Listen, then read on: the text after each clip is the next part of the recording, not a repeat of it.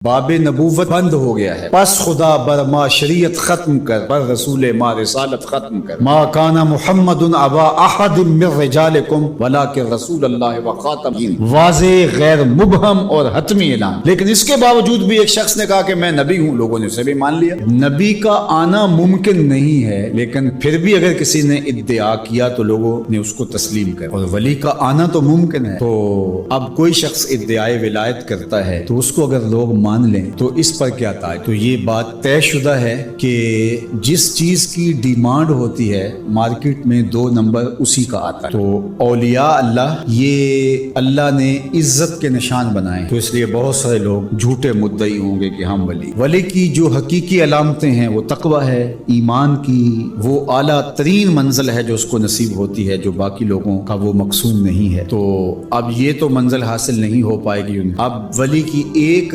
ظاہری علامت جو بادی النظر میں ہے وہ کرامت ہے۔ اب کرامت کا ظہور بھی 2 نمبر لوگوں سے نہیں ہو سکتا، لیکن کوئی جھوٹی بات منسوب تو کر سکتے ہیں اپنے ساتھ، یا کوئی مکر، کوئی فن اس کو کرامت تو قرار دے سکتے ہیں دجل، فریب اور دھوکے کے، اور ایسا ہوتا ہے۔ تو اگر 2 نمبر اولیاء پائے جائیں اور ہم پہچان بھی جائیں یہ 2 نمبر ہیں، یا کسی کی جھوٹی کرامت کو سنیں، تو اس کا یہ مطلب ہوگا کہ ہم اولیاء کا انکار کر دیں۔ جھوٹے مدعیان نبوت کو ہم پائیں، ان کا انکار کریں، تو کیا اس کا یہ مطلب ہوگا کہ 1 لاکھ کئی ہزار نبیوں کا بھی انکار کر دیں؟ کوئی جھوٹا مدعی نبوت جھوٹے معجزات پھیلا دے اپنے، ان جھوٹے معجزات کا ہم انکار کریں، تو کیا اس بہانے ہم سچے نبیوں کے معجزات کا بھی انکار کریں؟ یہ تو دانش مندی ہی نہیں۔ اس طرح 2 نمبر لوگوں کے گھڑے ہوئے کلام کو، گھڑی ہوئی باتوں کو، ان کے دجل و فریب کو، ان کی تلبیسات کو، ان کی دسیسہ کاریوں کو، ان کے مکر کو،